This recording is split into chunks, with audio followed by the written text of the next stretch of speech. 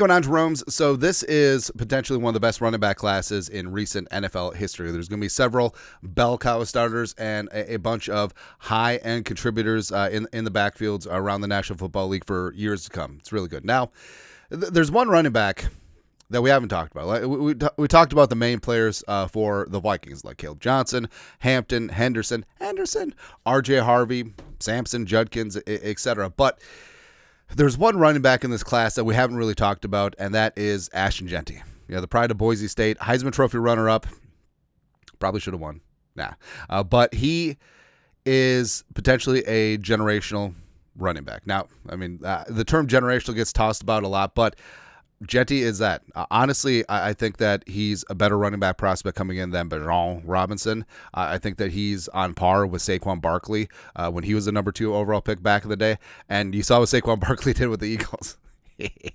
I do think that Jeanty could certainly be on that level, and he is an absolute game changer, right? And the Vikings are arranging a meeting. One of the teams that have formal interviews lined up with the pride of Boise State, Vikings amongst other teams. Broncos need a running back.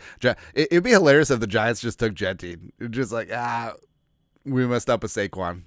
But whole bunch of other teams, and generally they're drafting towards the top of the draft. It's funny that the Ravens are just like it's like we'll make a move. Who knows? Now, do I think that Jeanty falls in the draft? Probably not. But is it a spot where a whole confluation of things come together, and Jeanty? Some teams just go a different direction. They have other needs, and maybe some teams look at the depth of this draft, and maybe they go a different position that is a little bit more scarce in the first round.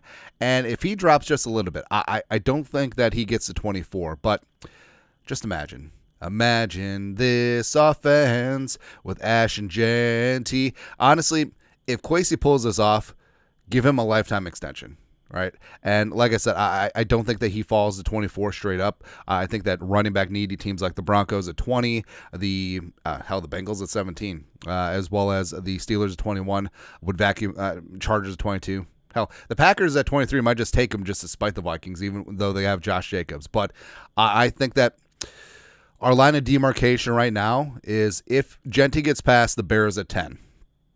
I think that Kwesi should be calling up his former boss and mentor, John Lynch, and say, hey, what's it going to take for us to get from 24 to 11? Amber is the color of your energy. And I think that I know that trading up when you don't have a lot of draft picks is a little bit divisive, but also giving up a future first, which is probably what it's going to take to get up to 11. At a certain point, I do not care. Because if you put Ashton Jeanty on this Vikings team, a team that has greatly improved its interior offensive line in free agency, and you have Jeanty with J.J. McCarthy, run and play action, with Jefferson, with Hawkinson, with Addison, you instantly have the best offense in the National Football League. And we're talking about like 98 Vikings, 07 Patriots dominance, but with the true blue RB1, we're talking more like 99 Rams greatest show on turf. And I truly believe that. And before people start going off, well, the last Boise State running back that we had didn't work out, shut up. Shut up. Scout the player, not the helmet. And even though Jeanty is probably going to wear number 2, ain't the same at all. Like, there's levels to this thing. And everyone knows Ashton Jeanty, so we don't have to go through our whole background thing. But last year, 2,600 rushing yards, 29 touchdowns, just bat bleep insane, right? And I know that people knock him. Well, what about pass protection? What about receiving? What about it? I mean, this is a souped-up version of Dwayne McBride at UAB. Like, he was so good running the ball that they didn't really need to throw, and that's exactly what Boise State did. 374 carries in a 14-game season is insane. Absolutely insane. Like, when Larry Johnson had 400 touches back in the day with the Chiefs, that was nuts. So, to a degree, you have to worry about, I don't know, maybe he got too much work, but also he wanted that smoke, and also Boise State was really pushing for a Heisman campaign because it would be great for Boise to land a Heisman Trophy winner, but it wasn't meant to be. And also, I know the playoff game against Penn State, was not great. Penn State has a legit defense, Abdul Carter and company, but Jeanty, more of a volume game, like didn't really get anything going, but still had 104 rushing yards. But you look at the Mountain West Championship game against UNLV, one of the 3 games against ranked opponents this year, did the damn thing. Of course, everyone talks about Oregon, Boise's only loss in the regular season earlier in the year.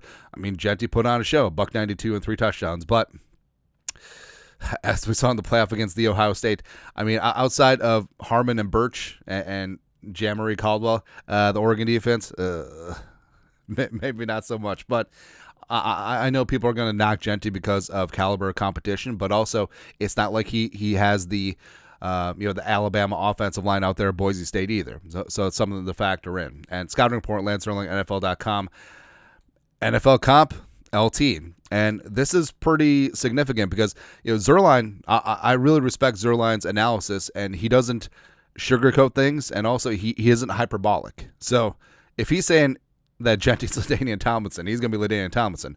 Overview: Jeanty plays a position that has become devalued on draft day, but his unique talent and the resurgence of the run game in the NFL should force teams to reconsider that factor when weighing his value. He's the ultimate yardage creator with the talent and skill set to succeed independent of the quality of his blocking.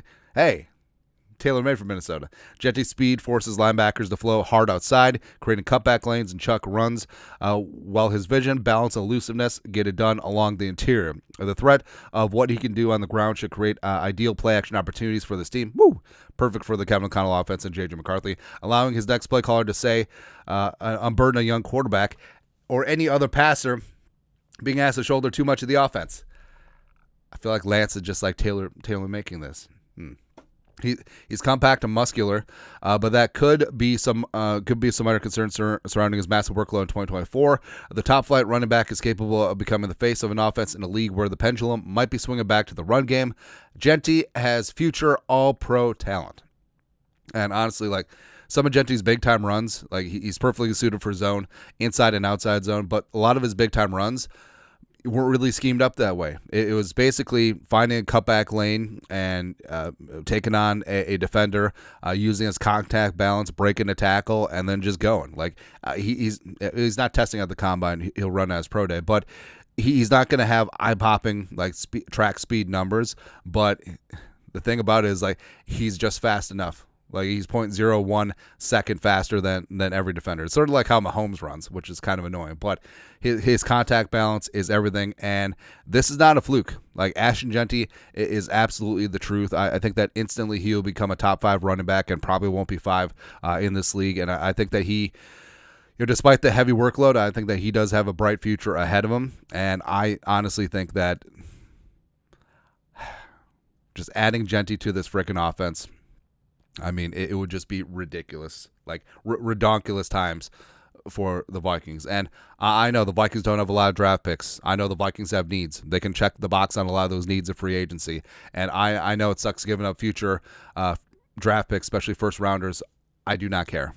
I do not care. You have a chance to get a true blue, game-changing, generational, tier 1 offensive player at running back that, honestly, the Vikings... If the Vikings weren't close, this wouldn't be a conversation. But the Vikings are indeed on the precipice of greatness. And adding Jeanty to this mix, like I said, turns the Vikings into the best offense in the National Football League.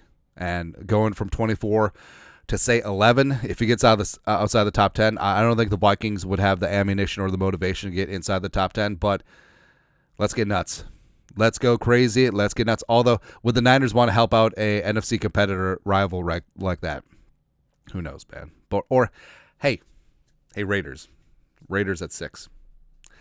How about a tag and trade?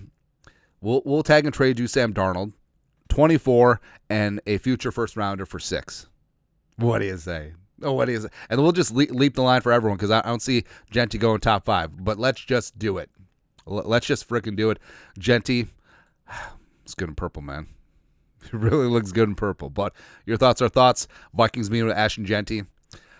Whatever it takes, should the Vikings go get him, they should think about it. They should think about it because, like I said, it's a very, very good running back class. Jeanty's up here. Everyone else is here. Jeanty's up here. So think about it. Let us know your thoughts. Comment section, Venmo, you know what to do. Skull, production value.